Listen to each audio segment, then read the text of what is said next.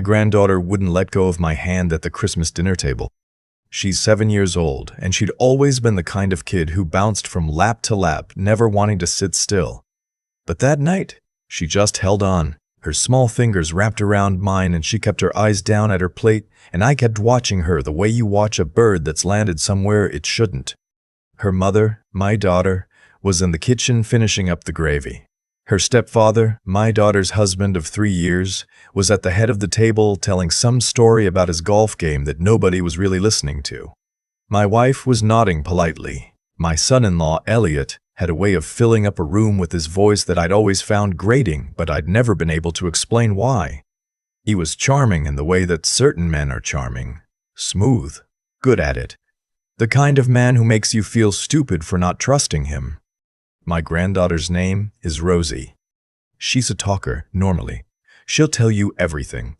What she had for lunch, what happened at recess, what she dreamed about, what song is stuck in her head. She has this way of starting a sentence and then going sideways into something completely unrelated, and you follow her anyway because she makes it interesting. That's just who she is, who she was.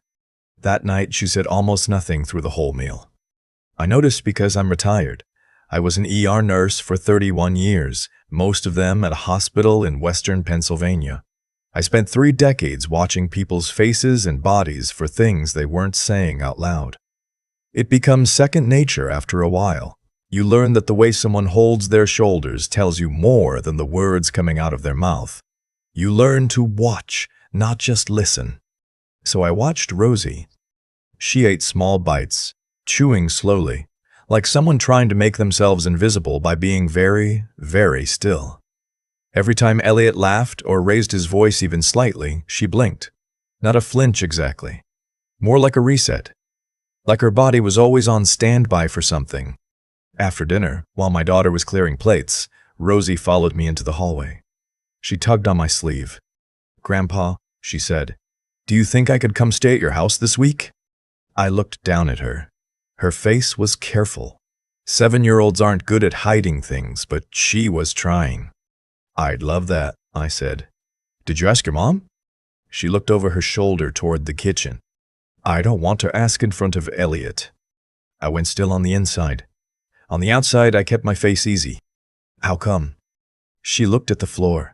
She was wearing her Christmas socks, the ones with reindeer on them, and she curled her toes inside them like she was holding something in. "He gets mad when I want to go places without him." I crouched down to her level. I kept my voice low and even, the same voice I used for 30 years with frightened people in hospital corridors. "Rosie," I said, "is everything okay at home, sweetheart?" And I watched something move across her face. It was fast, the way these things usually are, and if I hadn't been looking for it, I would have missed it. It was relief, just a flicker, the way you feel when someone finally asks the question you've been waiting for. Then it was gone, and she shrugged in the way kids shrug when they want you to stop asking. "It's fine," she said. It wasn't fine. I didn't push that night. You don't push. 30 years in emergency medicine taught me that the worst thing you can do when someone isn't ready to tell you something is force it.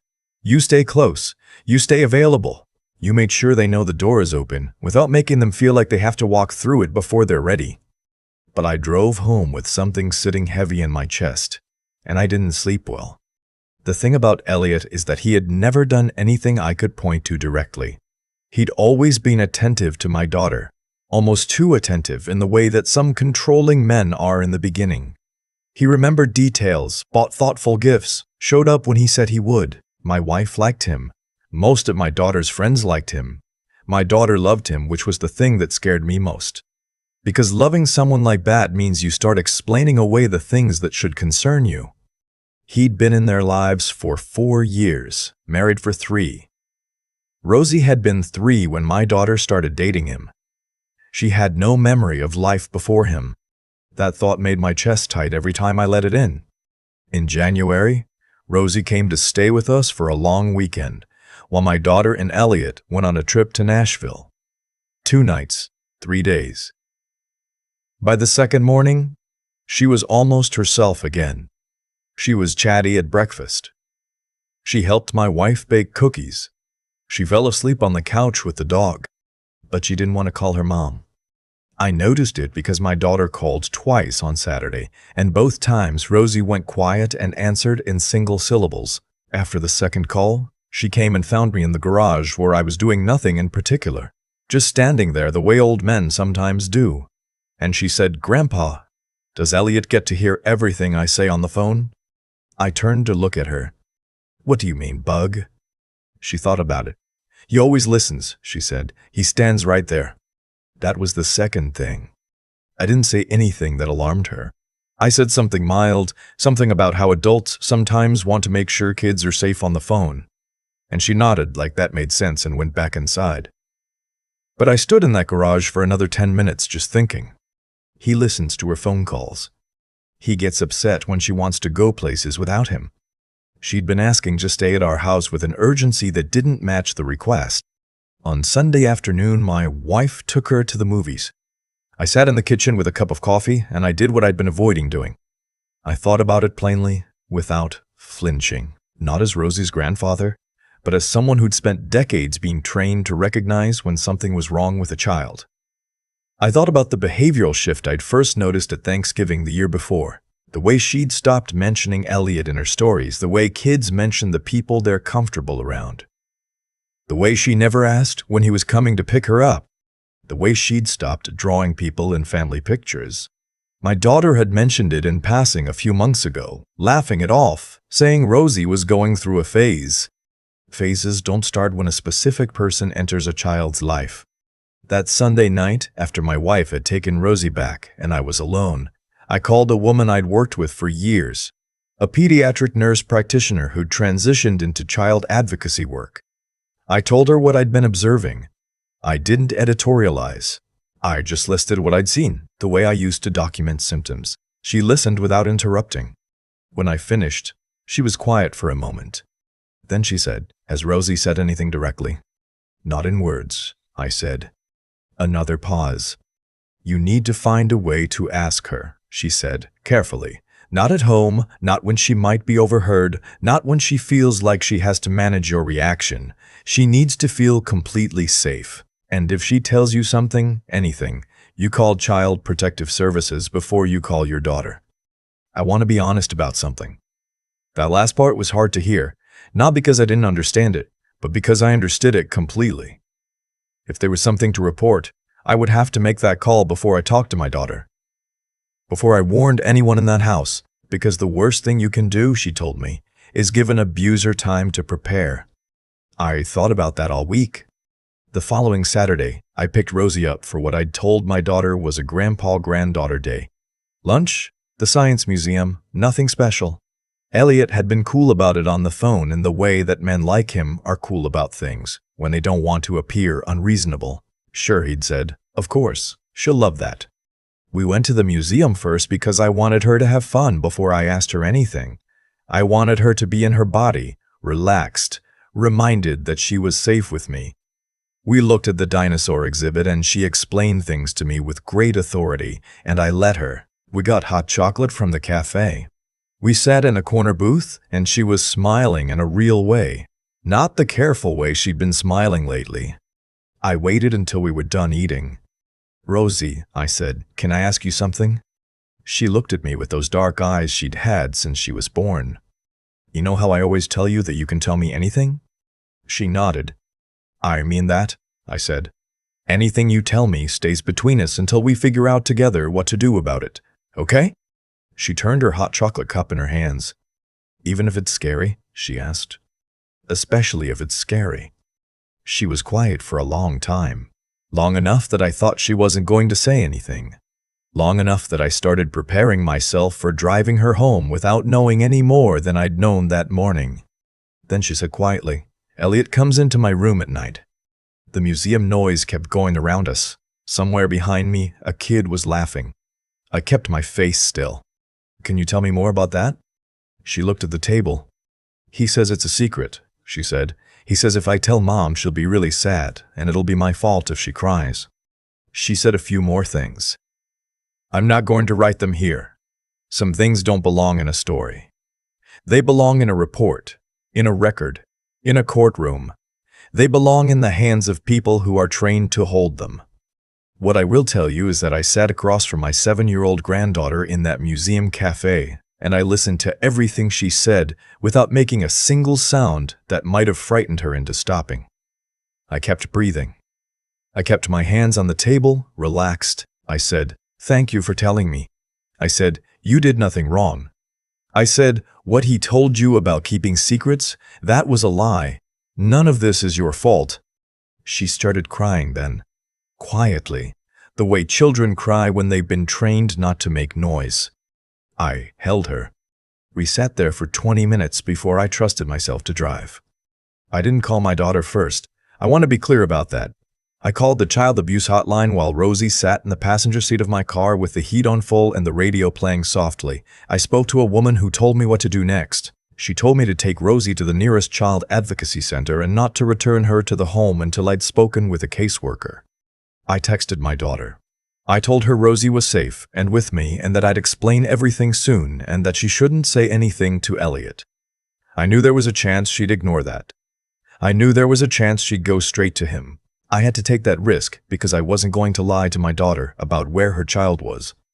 The advocacy center was a low building in a quiet part of town, painted in soft colors designed to look nothing like a police station. There were stuffed animals in the waiting room. A woman met us at the door and introduced herself to Rosie by name and asked her what her favorite ice cream flavor was before she said anything else. I watched my granddaughter decide, slowly, that this woman was safe. I sat in a waiting room for 2 hours while a forensic interviewer spoke with Rosie in a separate room.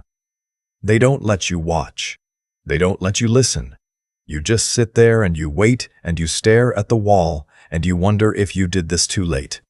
When the interviewer came to speak with me, her face was composed in the professional way that means there is something real here. "Rosie's disclosure is consistent and detailed," she said. "We'll be contacting law enforcement to proceed from here." They arrested Elliot that night. My daughter called me at 9:47 p.m. I'll remember that time because I was sitting on the back step of my house in the dark, too restless to go inside, and I saw her name light up my phone, and I picked up on the first ring. She wasn't screaming. She was crying in the low, disbelieving way that people cry when the ground has just come out from under them. She kept saying, "I didn't know. I swear I didn't know." I believe her. I want to say that clearly. I believe she didn't know. I also know that somewhere in the last 3 years there were things she explained away, things she told herself meant nothing. I don't say that to blame her. I say it because it's important for anyone who might read this to understand. Abusers don't operate in the dark. They operate right in the middle of your life. In the house you share, at the dinner table, in the school pickup line. They make themselves essential, and then they use that access. And the people who love them are often the last to see it, because love is the most effective blindfold there is. My daughter came to our house that night. She slept in the guest room. Rosie was already asleep in the room we keep for her, the one with the quilt my wife made. And my daughter stood in the doorway of that room for a long time just watching her breathe. The investigation moved quickly in some ways and slowly in others. The detective assigned to the case, a man about my age with quiet eyes, called me the morning after the arrest and walked me through what would happen next. There was digital evidence on Elliot's devices. There were records. There was Rosie's forensic interview, which had been thorough and clear. What your granddaughter did, the detective told me, took tremendous courage. Most kids don't disclose. They carry it for years. Some of them carry it forever. I know, I said. I used to work in healthcare. Then you know, he said, how different this outcome is from how it usually goes. Elliot was charged with multiple counts. He posted bail 2 days later, which was its own nightmare. But there was a protective order in place and he was prohibited from any contact with Rosie or my daughter. My daughter filed for divorce within the week. Her attorney, a woman she found through the advocacy center's referral list, told her the divorce would likely be final before the criminal case concluded. The hardest part, and I want to be honest about this, was the weeks after, when Rosie had to hold what she'd done. She'd told. The secret was out, and the consequences were everywhere, her mother crying, the house gone. The school she'd been going to since kindergarten replaced by a new one in our district while they stayed with us. Her friends asking questions she didn't know how to answer. She'd been told over and over that telling was the right thing, and she'd done it, and her world had still fallen apart. That's a hard thing for a 7-year-old to reconcile. She had a therapist, a woman who specialized in childhood trauma, and she saw her twice a week. I drove her to those appointments. Sometimes she came out looking lighter. Sometimes she came out exhausted. Both were good signs, the therapist told me. Exhausted means she's working. About 2 months after the arrest, Rosie and I were in the backyard one Saturday afternoon. She was kicking a soccer ball against the fence, not really playing, just hitting it and catching it. Hitting it and catching it. I was sitting on the steps watching her. She stopped and looked at me. "Grandpa," she said, "are you mad at me?" I stared at her. "For what, Bug?" She shrugged. "For telling, because now everything's different." I walked down the steps and I sat on the cold ground right next to her. She sat down next to me. "Rosie," I said, "the most important decision I ever made in my whole life might be asking you that question at the museum, because you were brave enough to answer me. And I will spend the rest of my life being grateful that you trusted me." She leaned into my side. "I still have bad dreams," she said. "I know," I said. "That's okay. Bad dreams mean your brain is working through something hard, and I'm right here. I'll always be right here." She was quiet for a minute. "Elliot said nobody would believe me." "I know he did," I said. "He was wrong." She picked a piece of dry grass off the ground and twirled it in her fingers. "You believed me," she said. "I believed you," I said, "from the first second." She nodded like that was settling something inside her. The trial was 8 months later. I won't walk through all of it. Rosie didn't have to testify in open court. In our state, children can give testimony via recorded forensic interview in cases like this, and the prosecution used her interview from the advocacy center. Elliot's defense tried to argue coaching, tried to suggest my daughter had planted the disclosure to gain leverage in the divorce. The forensic interviewer took the stand and dismantled that argument piece by piece. The prosecutor was a young woman who had clearly done this before and was very good at it. The jury deliberated for less than a day. On all counts, guilty. I was sitting 2 rows behind my daughter when the verdict came in. She grabbed my hand without looking back. I held on. At sentencing, the judge noted that Elliot had used the trust of a child and a family as a weapon, and that the evidence demonstrated not impulsive behavior but deliberate, sustained abuse of a minor over an extended period. He received 14 years with no possibility of early release for the first 10. My daughter cried, not from sadness about Elliot. She was past that by then. She cried because it was over, because she could stop holding her breath. Rosie is 9 now. She's doing well. Better than well on most days. She plays soccer on a team at the rec center. She's reading 2 grade levels ahead. She wants a dog of her own when her mom gets a bigger place. She still sees her therapist once a week, and she still has nights that are hard and probably will for a long time. Trauma doesn't pack up and leave when the legal case closes. It rewires things, and the rewiring takes years of patient, consistent work. But she laughs again, the real way. That's the thing I notice most. My daughter is doing better too, though it's slower for her.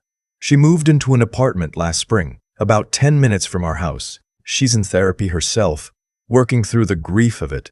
Not grief for Elliot, but grief for the version of her life she thought she was living. For the 3 years she can't get back. For the guilt she carries about what Rosie endured while she was in the same house.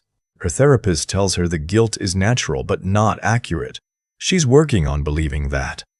Elliot is in a federal facility in the next state. I don't think about him if I can help it. He doesn't deserve the mental space. What I do think about is this: how easy it would have been to explain away what I saw that Christmas dinner. She's just tired. She's just going through a phase. Kids have moods. I don't want to make trouble. I don't want to hurt my daughter's marriage. I don't want to be wrong. The number of ways there are to talk yourself out of seeing something clearly is extraordinary. Our brains are built for it. We want things to be okay. We want the people we love to be safe, and so we find reasons to believe they are. I was a nurse for 31 years, and I still had to push through every one of those reasons before I could sit across from my granddaughter and ask her the question she needed someone to ask. I tell this story because Rosie asked me to. Not in those words, she's 9. But she said to me once, sitting at the kitchen table with a glass of chocolate milk, that she wished somebody had taught her earlier that telling wasn't the thing that broke her family, that her family had already been broken by Elliot, and telling was how they started being able to fix it. I thought that was one of the clearest things I'd ever heard. If you're reading this and something feels wrong about a child in your life, I'm not asking you to be certain. I'm not asking you to have proof. I'm asking you to pay attention, to ask, to stay close when a child goes quiet, to make yourself the kind of person they can come to know that the call you are afraid to make, to Child Protective Services, to a school counselor, to a hotline, is a call that can be undone if you're wrong and cannot be unmade if you're right. Rosie made me a birthday card last month. On the front, she'd drawn the two of us at the museum. Recognizable because she'd given me very large ears, which is accurate. Inside, she wrote, in her careful second-grade handwriting, "You listened. That's everything. I keep it in the kitchen drawer where I'll see it every morning. I listened. That's everything." I keep thinking about the version of that Christmas night where I said nothing. It would have been easy. Rosie was just quiet. Kids get quiet. It was a holiday. She was probably tired, maybe overstimulated, maybe just having an off night. I could have driven home, poured a glass of water, gone to bed, and told myself I was reading too much into things. I'd done 31 years in emergency medicine, and I still almost talked myself out of it. That's how persuasive the need for normalcy is. We want things to be fine so badly that we'll bend what we're seeing to fit that want. What stopped me wasn't certainty. I want to be clear about that. It wasn't some dramatic moment of knowing. It was just, she curled her toes inside her Christmas socks when I asked if everything was okay at home. And I'd seen that same small gesture 10,000 times in 30 years, the body saying what the mouth won't. I think about what it took from Rosie to answer me honestly in that museum booth. She was 7 years old, and she had been carrying something that would have buckled most adults, and she had been told explicitly that telling would destroy her family. She told anyway. That kind of courage doesn't come from nowhere. It comes from a child who, somewhere underneath the fear, still believed that the truth was worth something. That belief, fragile as it was, is what saved her. She held on to it even when everything around her was designed to make her let go. And what I had to do, what I nearly failed to do, was be worthy of it. Not just willing to hear her, but trained enough to listen without flinching, patient enough to wait until she felt safe, and honest enough of myself to act on what she told me before I'd talked myself into softening it. That's not a natural thing. It ran against every instinct I had to protect my daughter's life from falling apart. I had to know the right thing and then choose it anyway, which is a different skill from just knowing it. The 3 years Rosie spent in that house are time that doesn't come back. That's a fact I sit with. The legal system did what it was built to do. Elliot is where he belongs. But the calendar doesn't reverse, and Patricia, my daughter, carries the weight of having loved someone who used her love as camouflage, which is its own kind of wound that heals slowly and unevenly. What I know, looking back at all of it, is that nothing that happened was random. Elliot chose, consistently and deliberately, to harm a child in his care. Rosie chose, in one terrified moment in a museum café, to tell the truth. I chose to ask the question, to make the call, to not let discomfort outweigh what I knew. Every outcome followed from those choices, in a straight, unbroken line. Rosie is 9. She plays soccer. She reads constantly. She still has hard nights, and she probably will for a while. But she told me last spring, sitting at the kitchen table with chocolate milk, that she thought telling the truth was the bravest thing she'd ever done. I told her I agreed. I also told her I thought she'd spend the rest of her life doing brave things, because once you've done the hardest one, you know you're capable of it. She thought about that for a second and then asked if she could have more chocolate milk. That's everything right there.